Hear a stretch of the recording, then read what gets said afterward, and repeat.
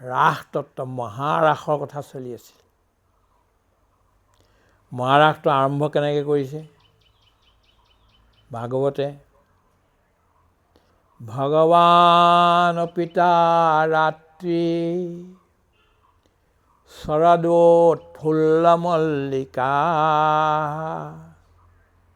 বিক্ষম্ৰন্তু মনঃচক্ৰে যোগমায়া সমাবৃতা।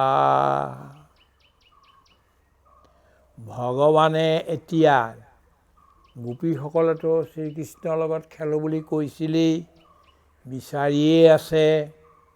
ভগৱানেও অপিমানেও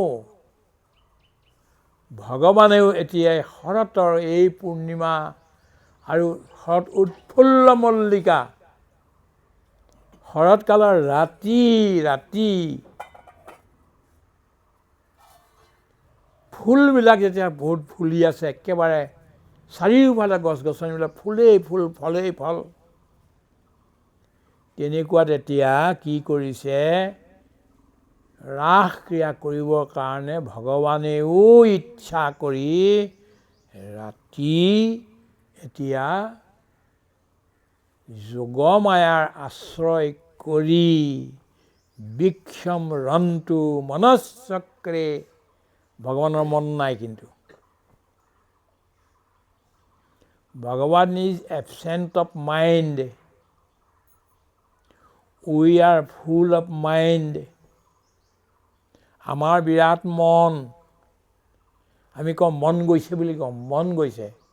আমি যোৱাৰ আগত আমাৰ মনবোৰ যায়। যিকোনো এটা বস্তু চাবলৈ, যিকোনো এটা বস্তু খাবলৈ, যিকোনো এটা বস্তু পিবলৈ প্ৰথম আমাৰ মন যায়। গীতাত সেইটোৱে লিখিছে, যদি মন আগতীয়াকৈ গ'ল, তাৰ পিছে পিছে ইন্দ্ৰিয় গ'ল, তেতিয়াহ'লে বুজিব লাগিব যে বৰ এখন ডাঙৰ সমুদ্ৰত ঢৌৱেই ঢৌ প্ৰকাণ্ড, তাত গুৰি বঠা নোহোৱা এখন নাৱৰ নিচিনা। বিপদেই বিপদ। মনৰ পিছে যদি আপুনি গ'ল, শেষ আৰু। মনক আপোনাৰ পিছত নিবলৈ যত্ন কৰে, বিবেকক আগত বহুৱাব লাগিব।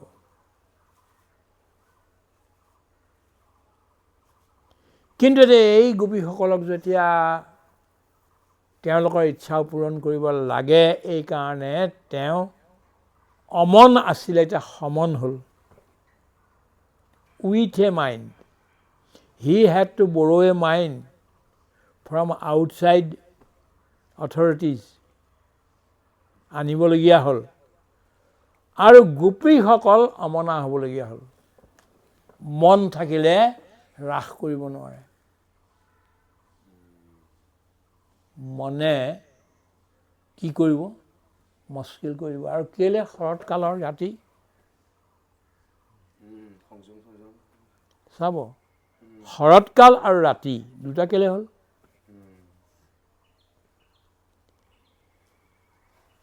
T.S. ইলিয়টে এটা কবিতা লিখিছে, 403 লাইনৰ কবিতা, তাক দি ৱেষ্টলেণ্ড বুলি কয়। আৰু সেইটোৱেই পৃথিৱীৰ প্ৰথম আধুনিক কবিতা। আৰু সেই কবিতাটোৰ পৰা তেওঁ প্ৰথম নোবেল প্ৰাইজ পাইছে। এটা কবিতাতে নোবেল প্ৰাইজ পালে। কিন্তু এটা কবিতাতে নোবেল প্ৰাইজ পাইছে, 403 লাইনৰ কবিতাটো। তাৰ আৰম্ভণিটো কেনেকৈ কৰিছে? April is the cruellest month, breaking lilacs out of dead soil, mixing memories and desire, stirring the dead roots in spring rain. April মানে শৰৎ, মানে বসন্ত কালটো এটাতকৈ ক্ৰুৱেলেষ্ট মন্থ। মানুহক বৰ কষ্ট দিয়ে এইটোৱে। কাম ভাৱনা জাগৃত কৰে, বিভিন্ন ধৰণৰ কথা। এইটো ভাল নহয়, মই নাই কোৱা, T.S. ইলিয়টে কৈছে। নোবেল প্ৰাইজ পোৱা সেই কবিতাটোৰ প্ৰথম 4টা লাইন আপোনাক শুনাইছোঁ। আটাইতকৈ ভাল ঋতু হ'ল শৰৎকাল। শৰতৰ আগে আগেতো আমাৰ মানুহবিলাকে জন্ম লৈছে। শ্ৰীকৃষ্ণই ল'লে ভাদ মাহতে, ভাদ মাহ মানে শৰৎ সোমাইছে আৰু বৰ্ষা গৈছে আৰু আমাৰ শংকৰদেৱৰ মাধৱদেৱৰ তিথিও, শংকৰদেৱৰ জন্মটো শৰৎকালতেই আৰু তিথিও মানে বৈকুণ্ঠ প্ৰয়াণৰ সময় কিন্তু এই শৰৎকালেই। অত্যন্ত শান্ত, বিশেষকৈ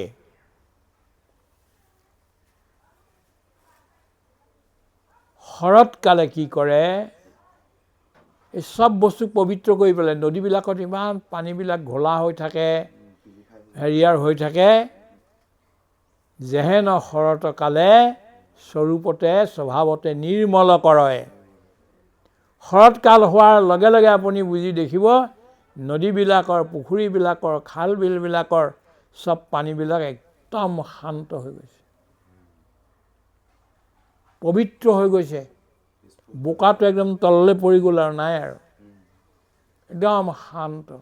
মানুহবিলাকৰ মনো এইখিনি সময়তে শান্ত থাকে। খেতিবিলাকত ধান চাউলবিলাকে গেৰ মেলিবলৈ ধৰে, কিবা কিবি হয়, বহুত বহুত কথা। সেইকাৰণে শৰৎকালটো বাছি লোৱা হ'ল। আৰু শৰততে আকাশখন মুকলি হৈ থাকে আৰু চন্দ্ৰটোৱে বেছি পোহৰটো দিয়ে। ৰাতি কিয়? দিনতকৈ মানুহবিলাকে ৰাতি বেছি কাম কৰে। ৰাতি যি কাম কৰে, যি প্লেনিং কৰে, তাৰে 100 এভাগহে দিনটোত কৰা যায়।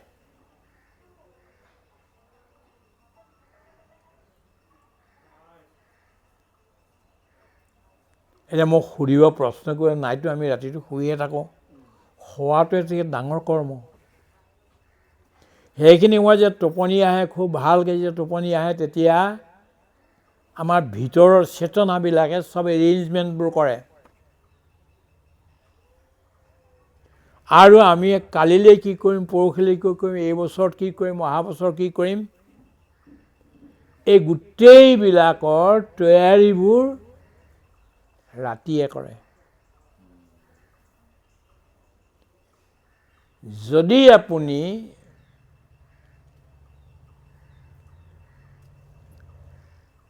কৃষ্ণ শুক্ল এটা পক্ষ আৰু কৃষ্ণ পক্ষ এটা, কৃষ্ণ পক্ষত যিবিলাক গুটি লগাব, লাহে লাহে তাৰ প্ৰতিপদ, দ্বিতীয়া, তৃতীয়া এনেকৈ লগাই গৈ থাকক আপুনি। আমাবস্যাৰ দিনাখন গুটিটোৰ যিটো পুলি ওলাব, অত্যন্ত নিশকতীয়া বেমাৰী, তাত বেছি বেমাৰ হ'বই আৰু। সেইকাৰণে আমাৰ খেতিয়কসকলে একাদশীৰ পৰা পূৰ্ণিমালৈকে এইকেইদিনতে কিন্তু গুটি চুটি লগোৱাৰ কামটো কৰে। আৰু এইটো আজিকালি ডাঙৰ ডাঙৰ বৈজ্ঞানিকবিলাকে পশ্চিমৰ সেইটো গৱেষণা কৰি পালেগৈ যে হয়, কলৰ পুলিটো লগাবলৈও পূৰ্ণিমাৰ দিনাখন লগাওক, গুটি দিবলৈ হৈছে আপুনি পূৰ্ণিমাৰ দিনাখন দিয়ক। কেলে? চন্দ্ৰৰ যিটো কিৰণ আছে আৰু শক্তি আছে, সেই শক্তিটোৱে আমাৰ গোটেই বস্তুবিলাকক, ভিতৰৰ চেতনাবিলাকক জগাই তুলি দিয়ে। যাৰ টোপনি নাহে, সি ভাল কাম কৰিবও নোৱাৰে।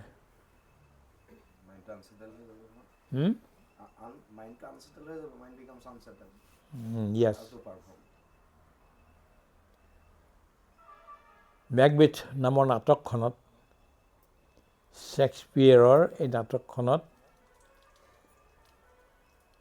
মেকবেথে ৰজা ডানকানক হত্যা কৰিবলৈ গৈছে লেডি মেকবেথৰ প্ৰৰোচনাত পৰি। ডানকান তেওঁলোকৰ ঘৰলৈ আহিছিল তেওঁক ধন্যবাদ দিবলৈ, ভালকৈ খুৱাই মেলি থৈ, খুব খুৱাই মেলি মদ চদ খুৱাই দিলে আৰু দুপিনে দুটাত বডিগাৰ্ড আছে আৰু তেওঁতো শুই আছে। মেকবেথ আহি পেলাই ডানকানৰ মাৰিবলৈ আহি এতিয়া আৰু ঘাপ মাৰি দিয়াৰ লগে লগে ডিঙিৰ পৰা তেজ ফিৰফিৰকৈ ববলৈ ধৰিলে আৰু কাৰ গাত পৰিছে? এই অনুচৰ দুজনৰ গাত পৰিছে। এজনে কৈছে হাঁহি পেলাই, টোপনিতে হাঁহিছে, Macbeth had murdered sleep, therefore Cawdor shall sleep no more. মেকবেথে ডানকানক হত্যা কৰিল বুলি কোৱা নাই, টোপনিক হত্যা কৰিলে। সেইকাৰণে ইয়াৰ এই কদৰৰ ৰজা আছিল, ইয়াক পতা হৈছিলে, ই শুব নোৱাৰিব। আৰু ইজনে আকৌ আহি কৈছে the innocent sleep that nourishes life. Sleep মানে টোপনিটো ইমান শান্ত এটা বস্তু, কাকো কোনো অপকাৰ নকৰে, যিটোৱে জীৱনক বঢ়াই তোলে, শক্তি দিয়ে বেছিকৈ, এইটোক মাৰিলে therefore Cawdor shall sleep no more। কি ক'বলৈ গৈ কি ক'লোগৈ? ভগৱান শ্ৰীকৃষ্ণই শৰৎকালৰ ৰাতি, পূৰ্ণিমাৰ ৰাতিহে কিয় বাছি ল'লে? ইয়াৰ বহুত গভীৰ তত্ত্ব আছে, মই সেইটোলৈ নাযাওঁ। কিন্তু এটা কথা আপোনাৰ সন্মুখত ৰাখিব খুজিছোঁ, সেইটো কি? আমাৰ দুটা বস্তু আছে জ্ঞান লাভৰ। এটা হ'ল আমাৰ মগজুটো, দি brain, it will bring for you the intellectual knowledge। দ্বিতীয় এটা বস্তু আছে, ইয়াৰ নাম হ'ল হৃদয়, it will bring for you the emotion, love, happiness, etc. আমাৰ ইণ্টেলেকচুৱেল নলেজ যে বেছি হৈ গৈ আছে, কেনেকুৱা হ'ল? এতিয়া আমাৰ আটাইতকৈ ডাঙৰ পৃথিৱীৰ সমস্যাটো কি হৈছে? আমাৰ হৃদয়বোৰ বৰালি মাছৰ বুকুৰ নিচিনা হৈছে, ঠেক হৈ আহি আছে। আৰু আমাৰ এই ব্ৰেইনটো গৰুৱা মাছৰ মূৰটোৰ দৰে ডাঙৰ হৈ গৈ আছে। চব জানে আজিকালি আৰ্টিফিচিয়েল ইণ্টেলিজেঞ্চ অহাৰ পিছততো আৰু ডাঙৰ কথা হৈ গ'ল।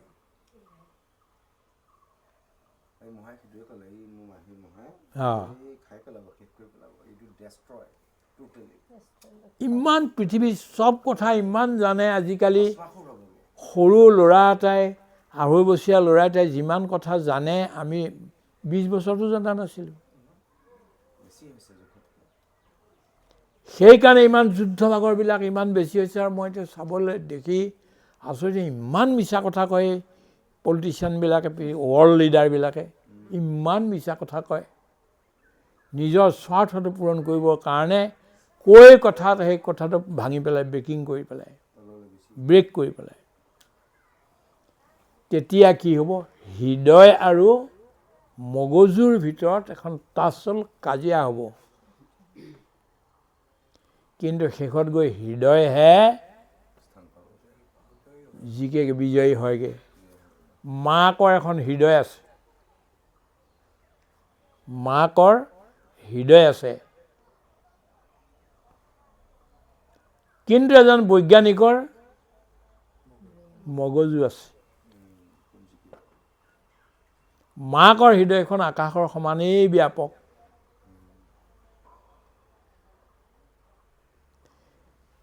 বৈজ্ঞানিকৰ জ্ঞানবিলাক হৈছে হেয়াৰ স্প্লিটিং, এই আঁহ ফলা, চুলিডালো ফালিবলৈ যত্ন কৰে।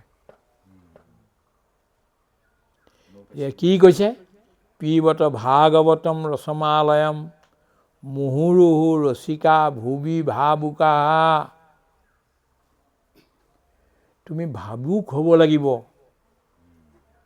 ভাৱনাযুক্ত হ'ব লাগিব। ভাৱনাযুক্ত কেতিয়া হ'বা? যেতিয়া এখন হৃদয় থাকিব, হৃদয়ৰ লগত তোমাৰ যিদিনাখন সম্বন্ধ বাঢ়িব, তেতিয়াহে তুমি এই ভাগৱতৰ ৰসটো পিব পাৰিবা। আপুনি ৰসৰ কথা কৈ আছিল এতিয়া। ৰসটো তেতিয়া পিব যেতিয়া হৃদয় হ'ল। হৃদয়হীন মানুহৰ কাৰণে ভাগৱতৰ কোনো অৰ্থ নাই। যাৰ হৃদয় আছে সিহে এটা এটা শ্লোক বা এটা এটা শব্দ পঢ়িও নিজে নিজে কান্দি থাকিব। শ্ৰীকৃষ্ণই দুইটা বস্তু দিছে। ইণ্টেলেকচুৱেল নলেজ যদি চাবলৈ হয়, গীতাখন চাওক আপুনি। তাৰ অৰ্থ এইটো নহয় তাত হৃদয় নাই। মত চিত্তা মদগত প্ৰাণা বোধয়ন্ত পৰস্পৰম কথয়িষ্যন্তি তে নিত্যম তুষ্যন্তি চ ৰমন্তি চ। ইজনে সিজনক বোধ দিয়া, তেষাম সততযুক্তানাম ভজতাম প্ৰীতিপূৰ্বকম দদামি বুদ্ধি যোগম তম য়েন মাম উপয়ান্তি তে। তাতো হৃদয় আছে, কিন্তু ইণ্টেলেকচুৱেল নলেজো আছে তাত। ভাগৱত হৃদয়ৰ। ভাগৱতত চকুলো, ভাগৱতত হাঁহি, ভাগৱতত ত্যাগ, ভাগৱতত সকলোকে মিলাই আগবঢ়াই লৈ যোৱা কথাবিলাক আছে।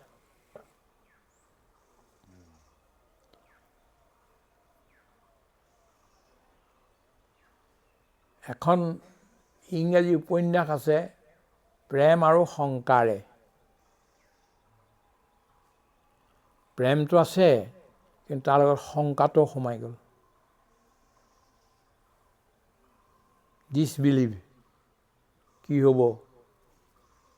আৰু আমাৰ আটাইতকৈ ভয় এইটোৱেই যে মহিলাবিলাকক আমি কাপোৰ এখন দি পুৰুষবিলাকে মুখখন ঢাকি পেলাইছোঁ। কেলে? বোৰখা পিন্ধাবলৈ লৈছোঁ। তাৰপিছত কেলে? এইগৰাকী মানুহ মোৰ, পজেচিভনেছ। অন্য কোনেও এওঁৰ মুখখনেই চাব নোৱাৰিব। কিন্তু শংকা আহি গ'ল, এইটো শংকা আহি গ'ল। বস্তুবাদ সোমাই গ'ল, শংকা আহি গ'ল। তাৰপিছত মানুহজনে যদি অন্য কোনোবাগৰাকী মহিলাৰ লগত ভাল কথা এটাই পাতি থাকিলেও মহিলাগৰাকীৰ শংকা। আপুনি বেছি ভালকৈ জানিব, আপুনি বহুত ডাঙৰ ডাঙৰ পঢ়ুৱাইছে, কিবা কিবি কৰিছে, গতিকে you know' better than we do. ভালকৈ আপুনি জানিব, কিন্তু মই এই শাস্ত্ৰৰ কথাটোৱে কৈছোঁ। আটাইতকৈ ডাঙৰ কথা, গোপীসকলৰ এই 16,000 গোপীৰ, কিছুমানে 1600 বুলি কয়, 1600 গোপীৰ এজনীৰো এজনীৰ প্ৰতি শংকা ভাৱনা, দ্বেষ ভাৱনা, ঈৰ্ষাৰ ভাৱনা, জিলাচি নামৰ বস্তুটো নাহিল। সেইকাৰণে কৈছে যে ভক্তি কৰিবলৈ হ'লে কেনেকৈ কৰিব লাগিব, কি ধৰণে কৰিব লাগিব? বোলে যথা ব্ৰজ গোপিকা নাম। যেনেকৈ ব্ৰজৰ গোপীসকলে ভগৱানৰ লগত প্ৰেম বা ভক্তি কৰিছিল, তেনেকৈ তোমালোকে কৰিবলৈ লাগা। কেৱল মহিলাক নাই কোৱা, পুৰুষকো, সকলোকে যি ঈশ্বৰৰ লগত মিলিব খুজিছে, এই সকলোবিলাককে কৈছে যথা ব্ৰজ গোপিকা নাম। ব্ৰজৰ গোপবিলাকৰ কথা কোৱা নাই, গোপিকা বুলি কৈছে। কৃষ্ণ তনয়ে ৰাস হৈয়া গোপীশয় বালিত নামি দুনাই। কৃষ্ণ দ্বাৰা সনা মনে গীত গাৱে, কৃষ্ণৰ গুণ বৰ্ণাই। হে কৃষ্ণ তজ জানামনিমিত্তে গকুলাবাৰ হৈ সম্পন্নে লক্ষ্মীও হিতে ব্ৰজাতা বংশয়া সুখে বঞ্চয় সৰ্বজনে। এতিয়া কি কৰিছে? গীত কাৰ কাৰণে গাব লাগে? এতিয়া আমাৰ গীত কাৰ কাৰণে হ'ব লাগে? যেতিয়া একো ক'বলগীয়া নাথাকে তেতিয়া মানুহে গীত গায়। I have nothing to say, therefore I sing. I have nothing to achieve. I have nowhere to go, therefore I dance. যাবলৈ যদি হয় তেতিয়াহ'লে আপুনি ডেষ্টিনেশ্যন পাওকগৈ, কিন্তু যাবলৈ নাই, এতিয়া শৰীৰে যাবলৈ নাই। ভাগৱতৰ কেৱল দুটাহে প্ৰশ্ন। পৰীক্ষিতে প্ৰশ্ন পুজিছে সুখদেৱক, শ্ৰী সুখদেৱ মহাৰাজক, যে প্ৰভু মোক এই প্ৰশ্ন দুটাৰ উত্তৰ দিয়ক। কি? যে মুমূৰ্ষু ব্যক্তিয়ে তৎক্ষণাতে কি কৰা কৰ্তব্য? মুমূৰ্ষু মানে মৃত্যুৰ যি ক্ষণ গণিছে, তেওঁৰ লগতে মৃত্যু হ'ব আৰু তেওঁ কি কৰা উচিত? দ্বিতীয় প্ৰশ্ন, মানৱে মানৱৰ জীৱনত কি কৰা উচিত? দিজ আৰ দি টু মানে pertinent questions, main questions, basic questions of human life. এই প্ৰশ্ন দুটা উত্তৰ নোপোৱালৈকে কিন্তু আপুনি খোজকাঢ়িয়ে থাকিব। There will be no cessation, there will be no stoppage of your walking. Even after your death also you will again walk, making a physical, organic beginning of your walking, of your journey. এইটোৱে কৰি থাকিব। মৰণৰ পিছতো, মৰণ হ'লে আমি ৰৈ গ'লেও শেষ হ'ল এনেকুৱা নহয় নহয়, চলি থাকিব এইটো। বাৰ বাৰ জন্ম ল'ব, বাৰ বাৰ মৰিব। পুনৰপি জননম পুনৰপি মৰণম পুনৰপি জননী যঠৰে শয়নম ইহ সংসাৰে খলদোস্তাৰে কৃপয়া পাৰে পাহে মুৰাৰে ভজ গোবিন্দম ভজ গোবিন্দম ভজ গোবিন্দম মূঢ়মতে। বাৰ বাৰ জন্ম ল'ম, বাৰ বাৰ মৰিম, বাৰ বাৰ জন্ম ল'ম, মৰি পেলাই আকৌ জননীৰ জঠৰে শয়নম, জননীৰ জঠৰত গৈ শয়ন কৰিমগৈ, তাৰপিছত আকৌ আহিম, আকৌ যাম, এই ধৰণে কৰি থাকিম। এইটোৱে আমাৰ কাম নে? নহয়, এইটো আমাৰ কাম নহয়।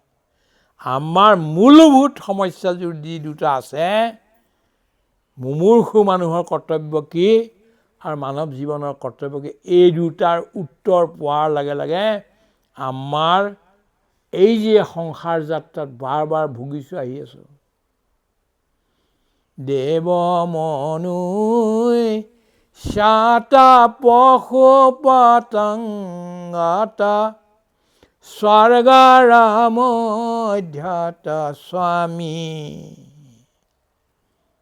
শ্ৰদ্ধয়া ভুৱনে হেন স্থান নাহি জৈতে নতো যাওঁ আমি। হওঁ কত দৰিদ্ৰই চৰায় অধিকাৰী, মই কত মাৰো কত মোকয়া চামাৰি,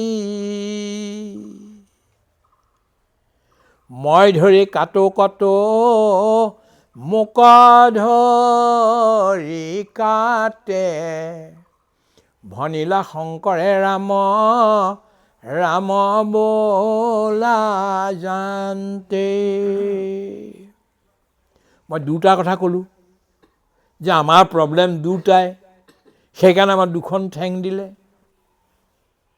এই দুটা ভৰি গৈ থকাটো এতিয়া বন্ধ কৰা কামটো আমাৰ কৰিব লাগে। ফাইনেল থিং MA PhD এইখেতে চাকৰিও কৰিলে, ল'ৰাও জন্ম দিলে, সংসাৰো কৰাৰ পিছত হেৰি হোৱাৰ পিছতো PhD কৰিলে। ডাঙৰ পৰীক্ষা বুলি কৈছে। IAS বৰ ডাঙৰ পৰীক্ষা, বৰ টান। গতিকে এইবিলাক পাৰিব, কিন্তু এই যিটো ভৰি দুটাক বন্ধ কৰাৰ, মোচনটোক বন্ধ কৰি দিয়াৰ যিটো কথা আছে এইটো বৰ কঠিন। কিন্তু তাৰ লগতে প্ৰথম ভাগৱতৰ আৰম্ভতে আৰু 6টা প্ৰশ্ন শৌনক আদি ঋষিয়ে সুত ব্ৰহ্মৰ্ষিক সুধিছিল। মই সেইটোলৈ এতিয়া নাযাওঁ, কিন্তু মুঠতে ভাগৱতৰ 8টা প্ৰশ্ন, এই 8টা প্ৰশ্ন ইটোৰ পিছত সিটো ওলাই গৈ আৰু বহুত হৈছে বেলেগ কথা, কিন্তু মূল প্ৰশ্ন 8টা। এতিয়া কি কৈছে যে কৃষ্ণ দৰ্শন মনে গীত গাৱে। কেতিয়াবা কেতিয়াবা আমি মানুহক কওঁ, অৱশ্যে আমিও কৰিব পৰা নাই, চকুলো কেৱল কেৱল কেৱল কৃষ্ণৰ কাৰণেহে উলিয়াব লাগে। Your tears is so valuable. এইটো অন্য কাৰো কাৰণে চকুলোটো দিব নালাগে, আৰু চকুলোটো যে অন্য কাৰোবাক দিয়ক ঈশ্বৰ কৃষ্ণক এৰি পেলাই, তেতিয়াহ'লে আপোনাৰ সেইদিনাখনৰ পৰা জীৱনৰ ট্ৰেজেডি আৰম্ভ হ'ল। আৰু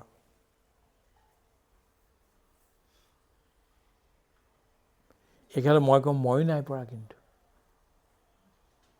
I am also very blatant failure. কেতিয়াবা কেতিয়াবা এই পৰুৱাটোৰ দুখ দেখিলেও মোৰ চকুলো সৰহৰকৈ ওলাবলৈ ধৰে। মানুহে কোনোবাই চকুলো ওলালে মোৰ ইমিডিয়েট ওলাবই আৰু। কিন্তু ইয়াত কৈছে কি যে ভগৱানৰ কাৰণেহে চকুলো টকা, ভগৱানৰ কাৰণেহে গীত গোৱা।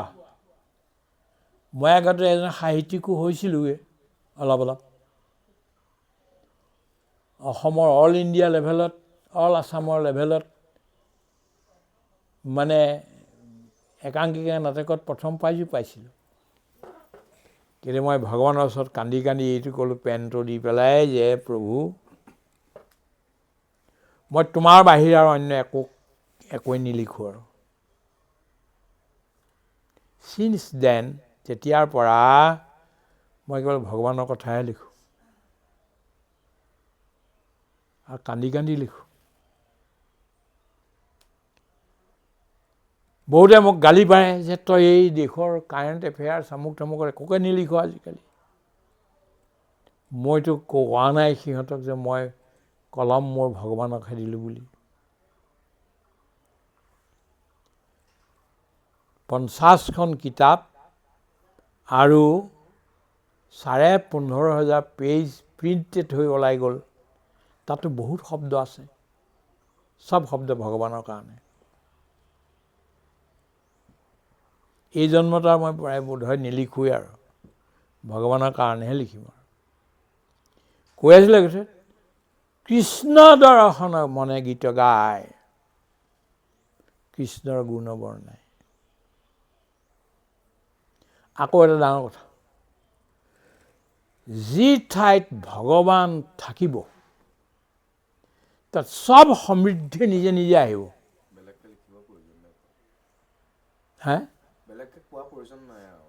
Thank you. You had always been a very great supporter of mine. সেইকাৰণে ইমান ধুনীয়া এটা প্ৰসাদ পাই গ'ল। সেইটো আমাৰ ভগৱানক প্ৰণাম কৰি প্ৰাৰ্থনা কৰি দিয়া প্ৰসাদ।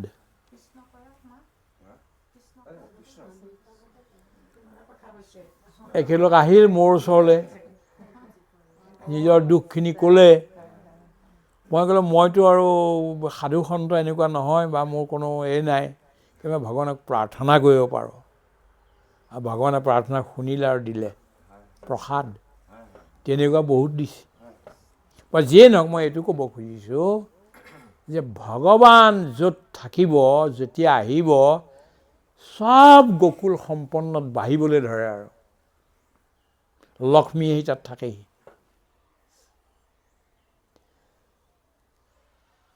মোৰ জীৱনৰ আটাইতকৈ ডাঙৰ সুখ কি আৰু মোৰ জীৱনৰ আটাইতকৈ ডাঙৰ দুখ কি? মোৰ জীৱনৰ সুখ হ'ল কৃষ্ণ যেতিয়া আহিব বুলি, গকুললৈ আহিব বুলি, মথুৰালৈ আহিব বুলি, ব্ৰজভূমিলৈ আহিব বুলি কথাটো জানকাৰী পোৱা যায়, সেইখিনি সময়ৰ সমান আনন্দ আৰু একো নাই আৰু।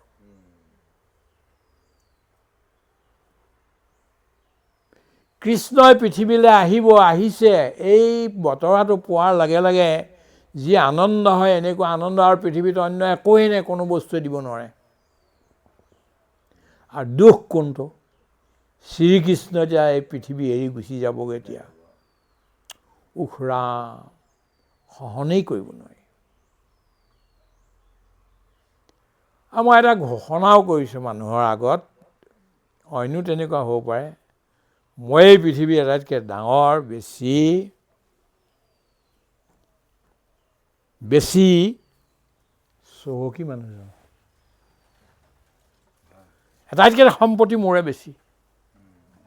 I am the richest man in the world.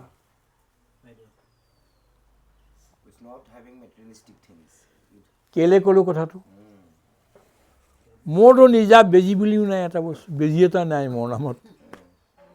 ঘৰ নাই, বাৰী নাই, মাটি নাই, এই নাই, বেংক বেলেঞ্চ নাই, একোতো নাই। কিছুমানৰ হোৱাহেঁতেন কি হ'লহেঁতেন? হাৰ্ট ফেইল হৈ মৰিলহেঁতেন। একোতো নাই, কেনেকৈ চলিব?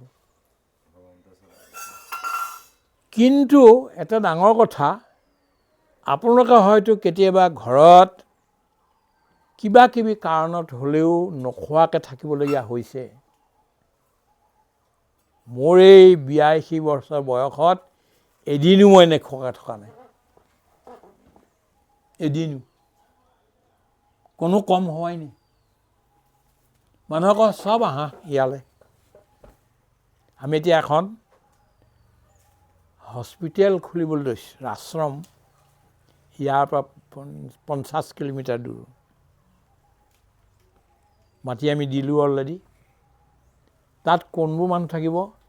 যিবিলাক কথা পাহৰা হ'ল, এতিয়া বুঢ়া হ'ল, আলঝেইমাৰ হ'ল, ডিমেনচিয়া হ'ল, এই মানুহবিলাকক ৰাখিবৰ কাৰণে এইটো কৰা গৈছে। ক'ত থাকিব নহ'লে তেওঁলোক? ঘৰেও অশান্তি পায়, কেতিয়াবা খেদিও পঠিয়াই দিয়ে, বাহিৰলৈও উলিয়াই দিয়ে, ক'ৰবাত এৰি থৈ যায়। মাতা পিতা, বৃদ্ধ বৃদ্ধাসকলক এইবিলাকে ৰাখিব লাগে। এতিয়া বেজী এটা নোহোৱা মানুহটোৱে এইবিলাকলৈ সাহস কৰিছে। কেলে? ঈশ্বৰে Ishwar is there, God is there, Lakshmi আছে। আৰু কিহৰ কাৰণে ক'লো যে মোৰ কি সম্পত্তি শুনক। প্ৰথম সূৰ্য বংশত জন্ম হ'ল ইক্ষ্বাকু ৰজা। ইক্ষ্বাকুৰ পৰা হৰিশ্চন্দ্ৰ, হৰিশ্চন্দ্ৰৰ পৰা সগৰ, সগৰৰ পৰা এনেকৈ আহি 47 নম্বৰতহে কিন্তু ৰামৰ অৱতাৰ হৈছে। ইয়াৰ আগত 46 পিঢ়ি পাৰ হৈ গৈছে আৰু গোটেইবিলাক মহান। ৰঘু, আমুক তামুক, দশৰথ, এই গোটেইবিলাক অজ, এই গোটেইবিলাক মহান। আকৌ এইপিনে চন্দ্ৰবংশত কিছুমান আছে, পিতামহ ভীষ্ম, সুৰসেন, আমুক তামুক, এই গোটেইবিলাক, এইবিলাক হৈছে আমাৰ আচল সম্পত্তি। কিমান যে আনন্দ লাগে এই মানুহবিলাকৰ জীৱনী পঢ়ি বা তেওঁলোকৰ ত্যাগ যিবিলাক, তপস্যা যিবিলাক, ভক্তি যিবিলাক, আৰু গোপীসকল কিমান আনন্দৰ কথা এই গোটেইবিলাক। এতিয়া আৰু এটা কথা আপোনাক কৈ লওঁ, সময় হ'ব চাগে, গতিকে পিছত নেক্সট আকৌ হ'ব, সময় আছে, এইটোত নাই। এতিয়া কথা হ'ল গোপী মানে কি? গৌভি পিবন্তি ইতি গোপী। গৌ মানে গৰু, গো মানে অন্তৰীক, আউটাৰ স্পেচ, গো মানে বেদ, গো মানে ইন্দ্ৰিয়, গো মানে জ্ঞান, এই গোটেইবিলাক মিলাই গো শব্দটো হৈছে। যাৰ ইন্দ্ৰিয়বিলাকে ভগৱানৰ গুণ মহিমা, ভক্তসকলৰ গুণ মহিমা এইবিলাক গ্ৰহণ কৰে, পি থাকে, চকুৰে সেইটোকে চাই থাকে, কাণেৰে সেইটোকে শুনে। তোমাতেহে প্ৰাণ হুম্পি গোপী ছয় চাই ফুৰো দশ দিশ গোচুকনিকাৰ প্ৰাণৰ বল লাভ দেখা দিয়া যোগ দিশ।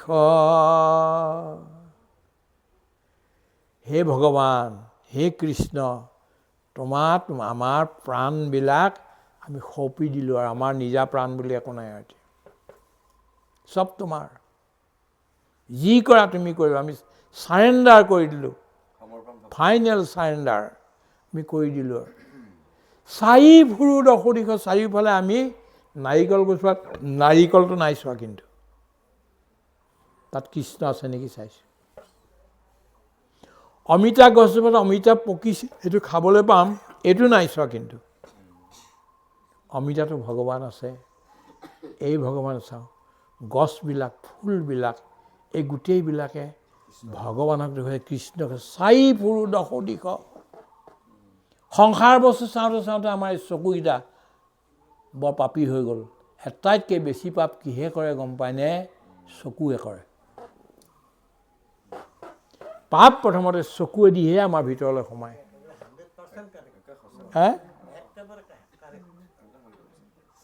নেজানো কাৰেক্ট নে আৰু যিটো ওলাইছে আৰু কৈছোঁ।